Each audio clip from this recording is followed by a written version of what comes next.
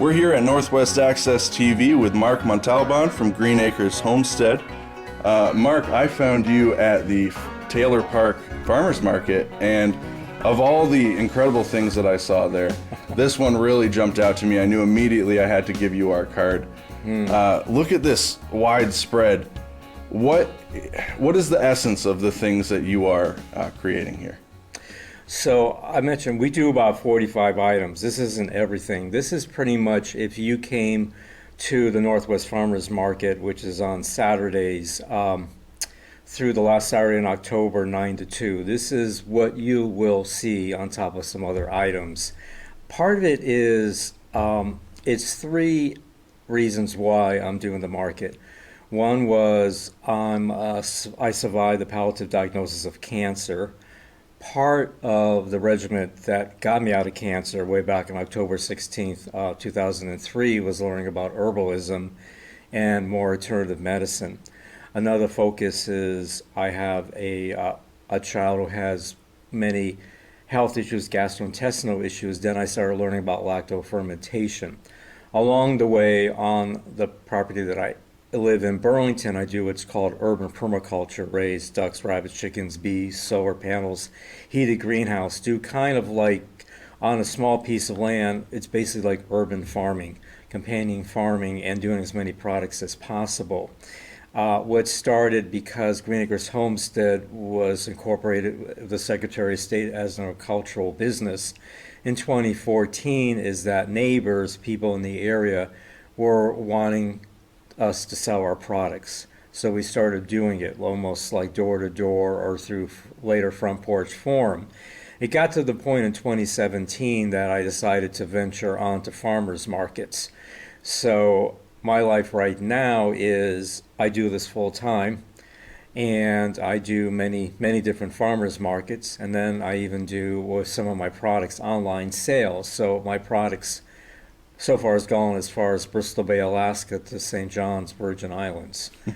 So I cover a lot, and I cover a lot of different areas. I'm also was trained medical social work with healing around cancer, got into herbalism, more alternative medicine, and then with my son's health. So I'm incorporating a lot of the knowledge on top of what was traditional Western medicine in this, on top of, raising ducks, rabbits, chickens, bees, beekeeping. So it is fascinating because when I stop and think of the diversity of items, it's kind of mind-blowing in a way.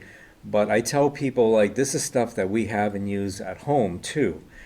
And so it's an opportunity to offer, on top of eggs, duck eggs. I mean, I can go on, but part of it is that it's bringing what we do at the homestead out to consumers. So we get people who just want to buy the eggs, people who like the kombucha or the water kefir or the tree nut-free pesto. Again, my son is allergic to nuts, uses an EpiPen. So some of this food items are also for those who have health sensitivities too, on top of the herbalism and the tinctures, the sap, and everything else. So it's all encompassing. I'm not saying there's everything. We don't sell zucchini, we don't sell watermelon, we don't sell pumpkins. There are people at the market who do that.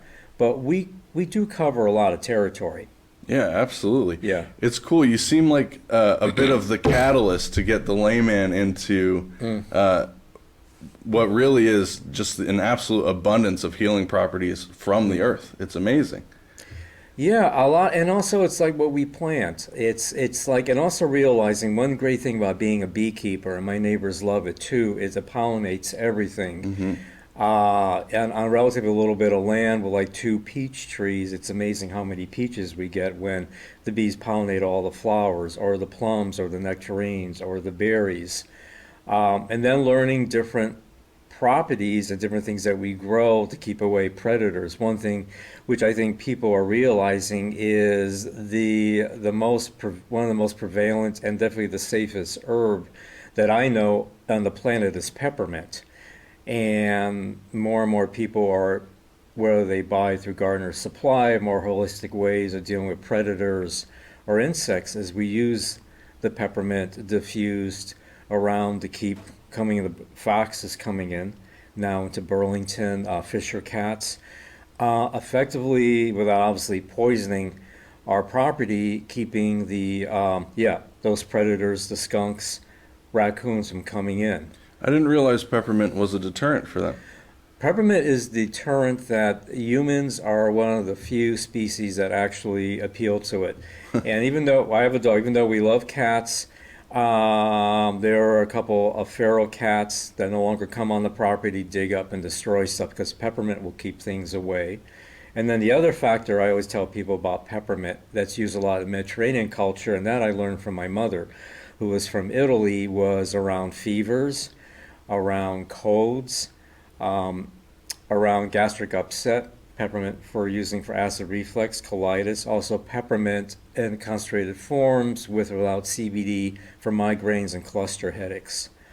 So peppermint is one of those herbs that can be used for several reasons. Nice. And that's why I include that amongst some of the other herbs. And we grow like about 30 herbs, and then we distill about 4 of them in enough quantity to do essential oils. So I have a chicken coop that's right on the edge of the woods. If I were to plant peppermint, that might be a good deterrent against foxes and raccoons? It will help a bit, but what would be more important is to get the pure oil diluted like 20 to 1 in an oil base, not a water base. Spray it around the coop and do it as necessary because it's an oil base. When you get a rainstorm, redo it. And that really has stopped any predators from coming in digging through, especially the raccoons. The raccoons are smart. I learned a hard way of basically having to put like a lock on it so they knew how to open the door and go in after the birds, both our ducks.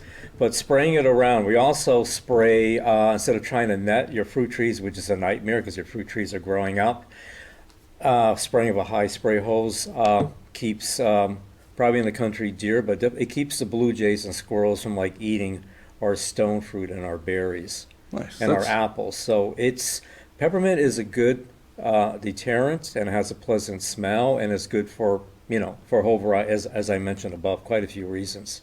Nice. That's excellent advice. Thanks for that. Yeah.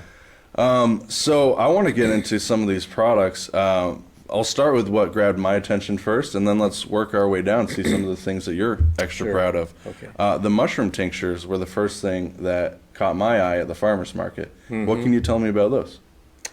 So I always learned, I'm from a generation where mushrooms are considered toxic poison. It's very scary. If you go back, especially here in Franklin County, to like people's grandparents, everyone foraged.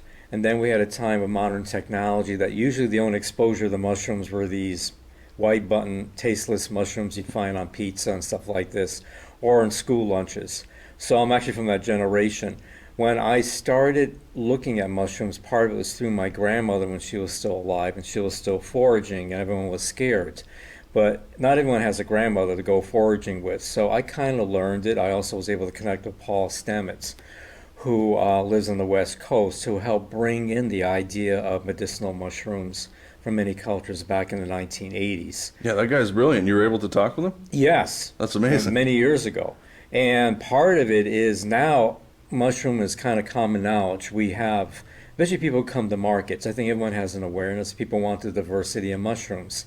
So what's amazing about fungi is that there are many, many healing mushrooms on different areas. So I learned about the chaga mushroom when I had low blood cell count. I had to wear a mask.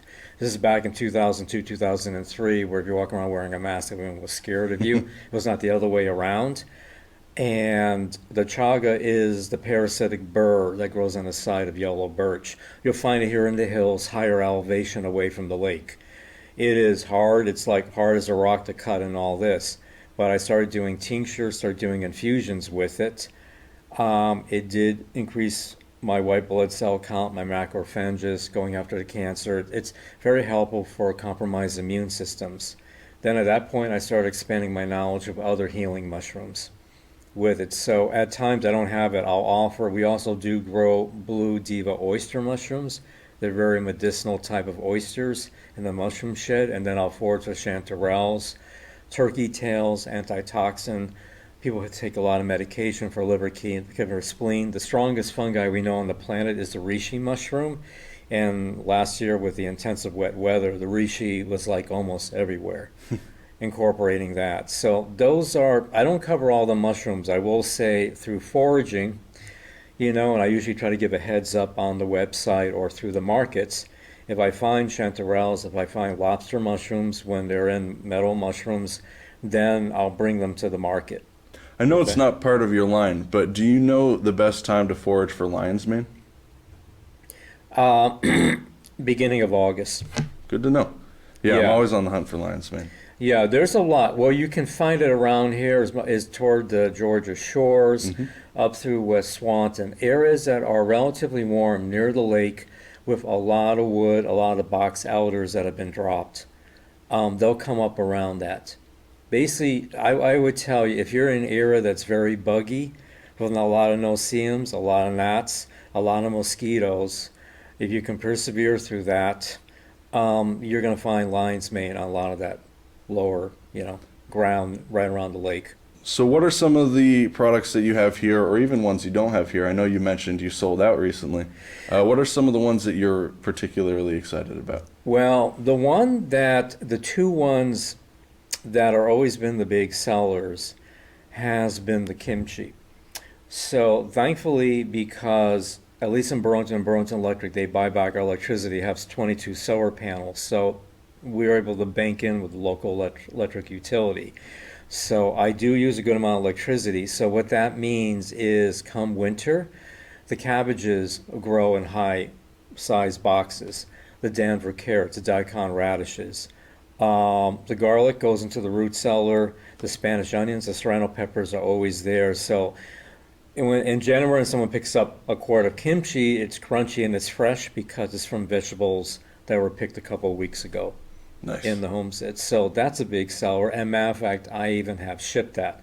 So even though the shipping costs are a bit, and I guess one claim to fame is a couple years ago, this couple who lived in Vermont, who live down in Austin, Texas now, were so impressed with it that when they got married, late July of 2021, they asked if I can send 6 quarts of kimchi where they can make a recipe for a wedding party of like 150 people. So my stuff is actually going to a wedding. So that, it's got to be good stuff. So that is always a constant seller. I'm always running out of it.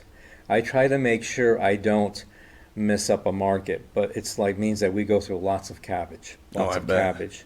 The second item that people like is the tree nut free pesto.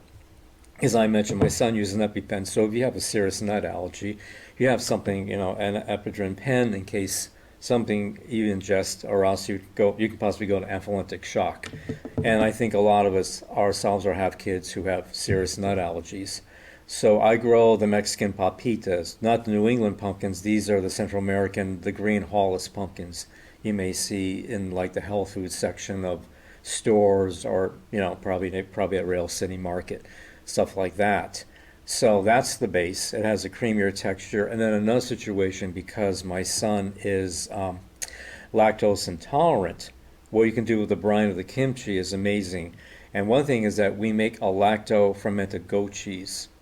Because it's fermented, he can digest it. Because it's fermented, it keeps the product from going bad. So it's 1 part basil, 1 part parsley. So even though I'm doing a French cheese that can be sharp, the parsley sweetens it so you don't get the sharpness. And that's one, because when people hear goat cheese, they think it's the sharp French cheese, which some people like, the chiv, but it's just the creamy texture. So the parsley, I wouldn't say mask it, it totally sweetens it. And then another situation is year-round, the basil goes inside the greenhouse. We have 24 basil plants, sounds like a lot. You go through a lot of basil when you're making a lot of pesto. Yeah, I don't know if it shows through on the camera, but that is perhaps the most vibrant green pesto that I have ever seen. Yeah, because it's like aioli would be the basil and then that. And then early purple Italian garlic, which will come up in July. It's almost the size of elephant garlic. It's similarly mild. So people who sometimes think about garlic as very heavy, it's like a light taste.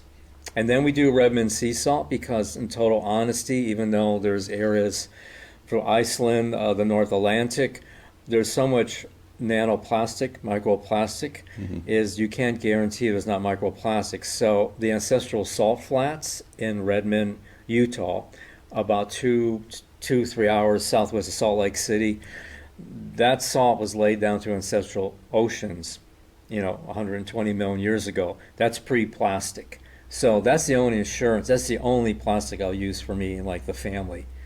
And it has a nice flavor. And you can get Redmonds too, but that's what we buy the organic oil and the Redmond sea salt. Everything else we grow, and we process that. So, Nice. yeah. I think this is, yes, the elderberry syrup I picked up last weekend or 2 weekends ago. Yeah. Tell me about that. So elderberry has been used historically for a long time. It's a great healing property. It grows wild many places around here. And studies, even peer-reviewed studies, and I'll take it from my background in medical social work. There's probably at this point, probably several hundred studies that shows it's antiviral, antibacterial. So what we do, and we incorporate, also I do a process that I do a pressure extraction, which means I don't use alcohol. I don't use alcohol for 2 reasons. Many people can have alcohol for health reasons. Many people are allergic to alcohol, and also for kids. But I use what's called a kosher vegetable glycerin, which is a clear glycerin. So in other words, what it is like I take the products that we harvest and they basically sit in there, but under pressure, it's like you're infusing it, but it's speeding up the process. Same way somebody may do like a cold brew coffee or something like that. So it's our elderberries, our echinacea root, our ginger root, our bee propolis, and studies will show that what the bee propolis, if you're beekeeping, is basically that propolis that the bees do on the side that beekeepers used to scrape off and get rid of. That stuff, it's kind of a nightmare to break down. We have, like, ironically, use a nut Vitamix to break it down.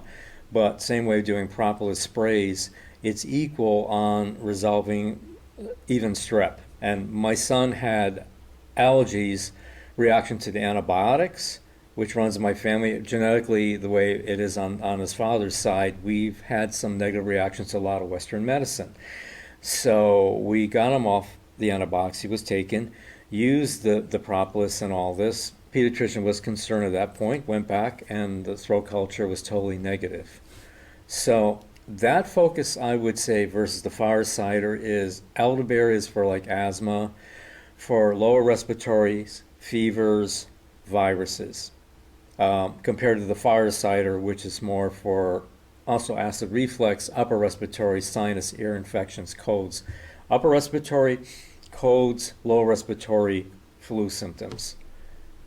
And the same principle with the fire cider have here is we simply make the apple cider vinegar from our own apples, which is very easy. There's no reason for people to have to buy apple cider vinegar. I know some people selling it, like, don't say that, but you can if you get the apples. And then we infuse everything in there, the turmeric, the cayenne, the lemon peel. Also, what's important is that we do a recipe that doesn't have a lot of heat, because making something very hot with the acidity can like irritate your tongue, your mouth.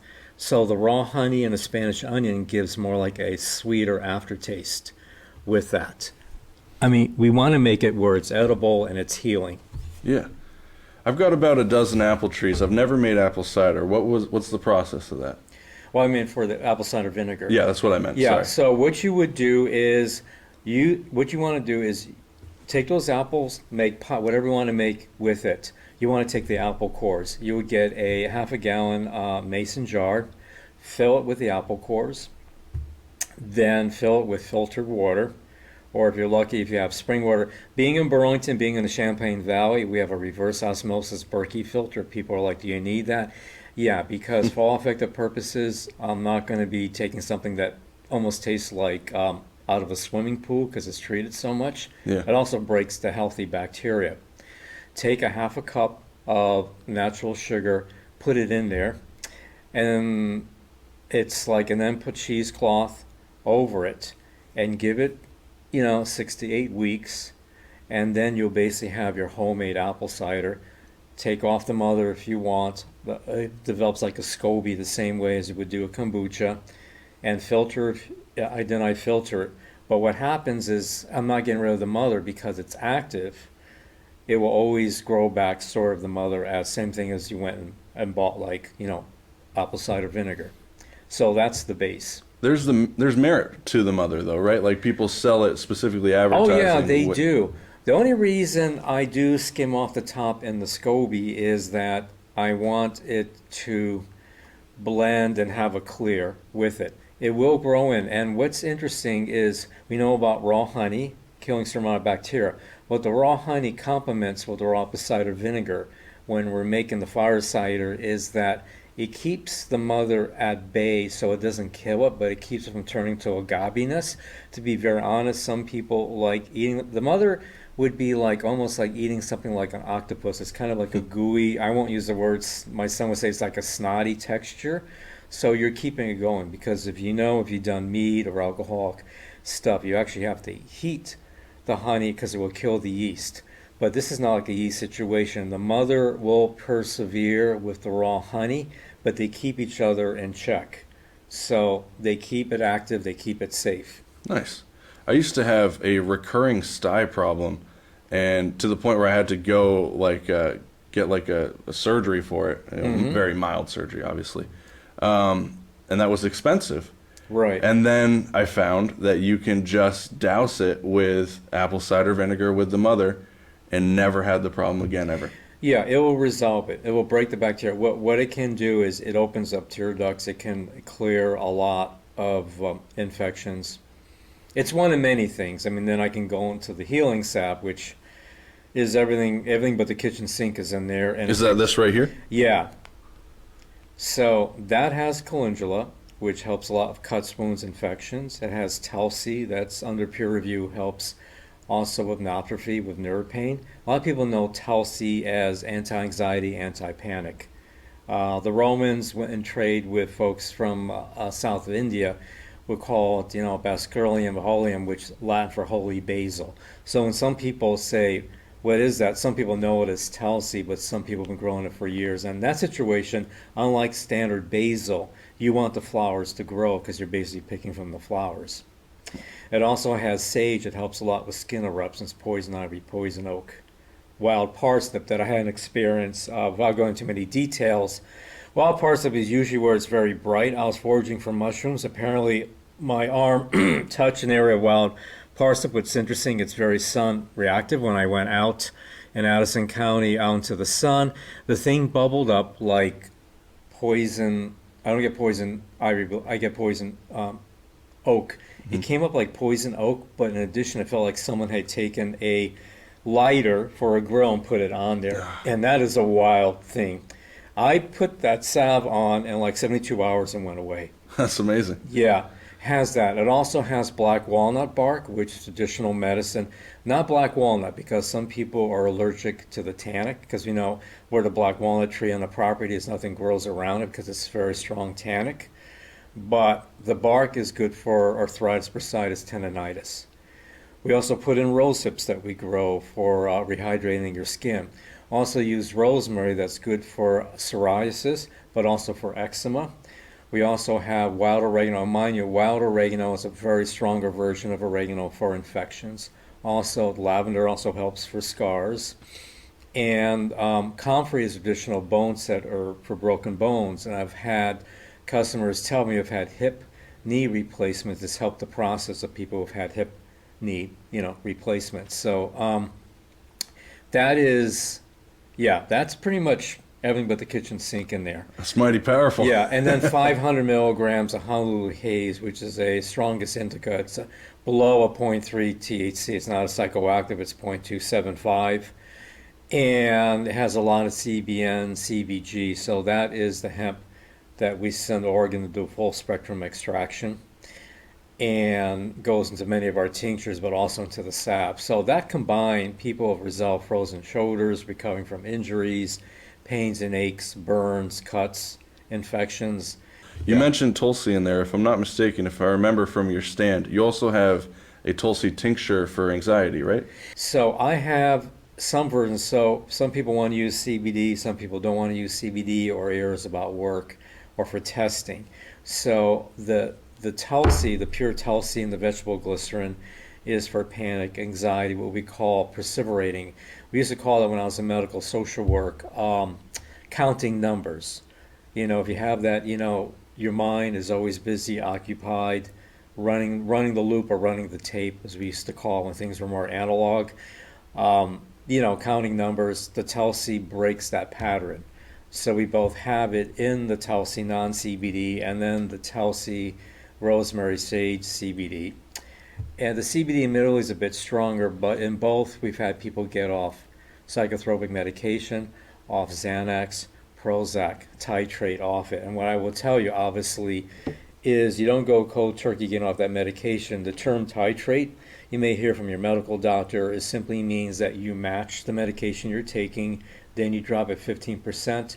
So like if your kid's taking, Adderall or something like that, because a lot of younger people are on that medication, is after 8 weeks you get off of it, we'll getting a rebound effect. And that will help balance and increase your serotonin, your dopamine for inflammation well-being.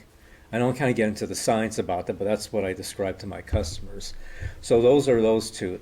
The two that deal with insomnia, nightmares, I sold out of the one, is the hops, CBD. I grow a lot of hops, especially Cascade hops. It's sedating, it's calming, it's not drugging. And so I do hop CBD. And many people, including vendors at the market who buy it, comment it really helps them get to sleep. And then the non-CBD version, which I have, is valerian hops. So we grow a lot of the valerian, which has a bit of a bitter taste, but it's in vegetable glycerin and the hops. And the reason I combine this is for younger kids taking valerian that parents give them, you can get a little bit hyper anxious. You may know this. So if you're have a youth till you really reach puberty, really as a teenager, with a lot of medication, which is true with some herbs, you can have a opposite effect. Just with a few herbs. So the hops valerian balance it. So if you have a 6-year-old who's anxious or they want to put them on ADHD medication, and for example, I won't name it because unfortunately it's a culture where we can talk about great things, but unless they say it themselves, I don't mention names because there's so unfortunately a stigma, even though so many of us have different issues around ADHD, depression, stuff like this.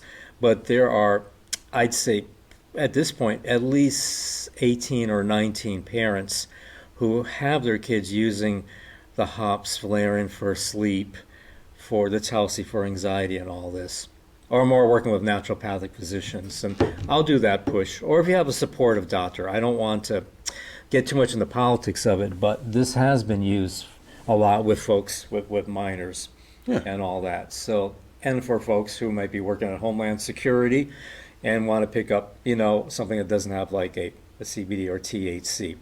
Because like I said, people from all walks of life come to Taylor Park, different backgrounds, work, school districts, and all this. Part of it, I think, about getting too much into details is really, it's more than just the CBD, it's really understanding plant medicine. And there's so many plants, like the stuff that I know, if I had the time and capacity to do that, I probably, instead of having 20 different bottles of tinctures, I probably would have 60 or 70. Oh, wow. Because there's a lot. There's a lot of stuff, and I'm still learning. I would say there are about 1,200 herbs and plants on the planet. I have a general knowledge of about 600 of them. It's taken about 20 years to learn them. But, it's kind of like this idea about lifelong learning. You get into herbalism, it's lifelong learning. You never stop learning about it. Oh, I bet. Yeah. Well, you are a wealth of knowledge, my friend. Thank you for stopping by. Okay, you're welcome. Appreciate it very much.